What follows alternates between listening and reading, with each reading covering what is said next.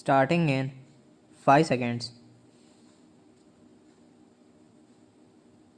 By no means it is suggested that whenever such a charge of rape is made where the victim is a child, it has to be treated as a gospel truth and the accused person has to be convicted.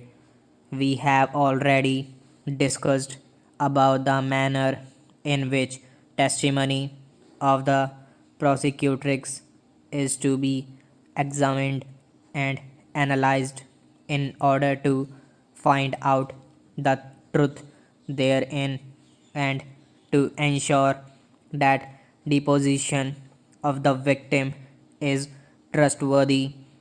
At the same time, after taking all due precautions which are necessary when it is found that the prosecution version is worth believing, the case is to be dealt with all sensitivity that is needed in such cases.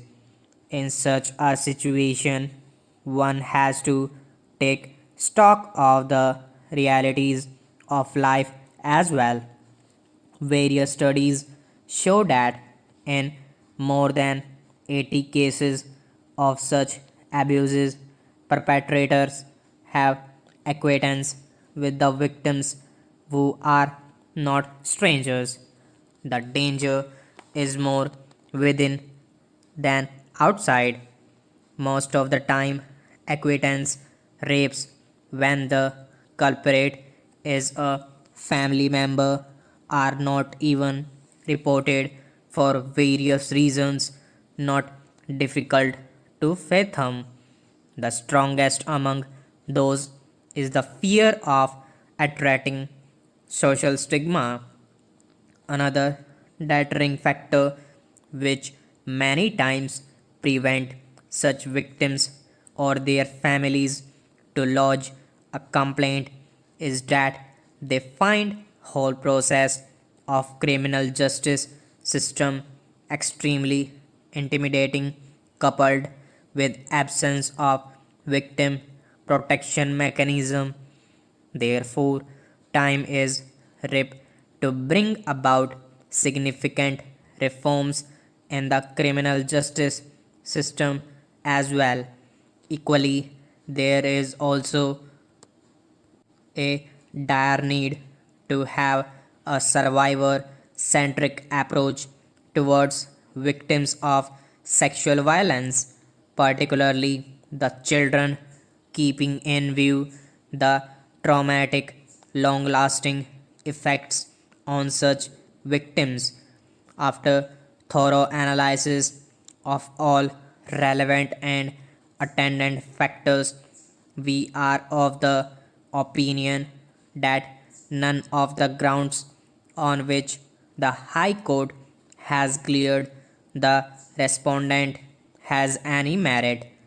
By now, it is well settled that the testimony of a victim in cases of sexual offenses is vital, and unless there are compelling reasons which necessitate looking for corroboration of a statement, the courts should find no difficulty to act on the testimony of the victim of a sexual assault alone to convict the accused.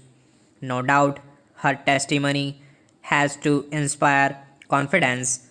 Seeking corroboration to a statement before relying upon the same as a rule in such cases would literally amount to adding insult to injury.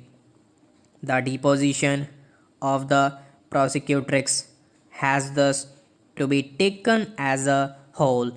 Needless to reiterate that the victim of rape is not an accomplice and her evidence can be acted upon without corroboration, she stands at a higher pedestal than an injured witness does. If the court finds it difficult to accept her version, it may seek corroboration from some evidence which lends assurance to her version.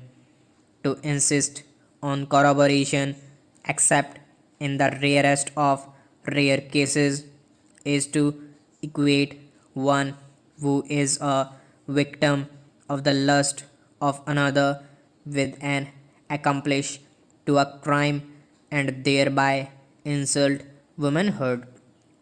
It would be adding insult to injury to tell a woman that her claim of rape will not be believed unless it is corroborated in material particulars, as in the case of an accomplice to a crime.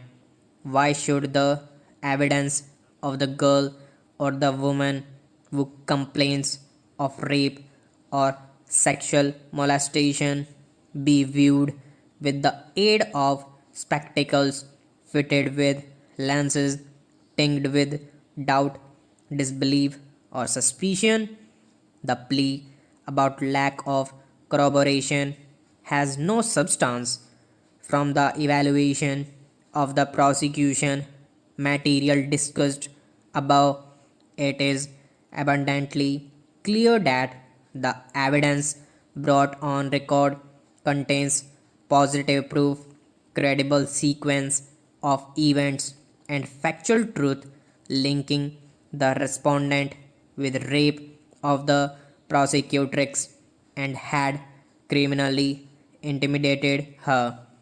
Hence, respondent is found to be guilty for offense under section 376 bracket 2 bracket F and 506 of IPC, since he committed rape with a minor girl aged 9 years.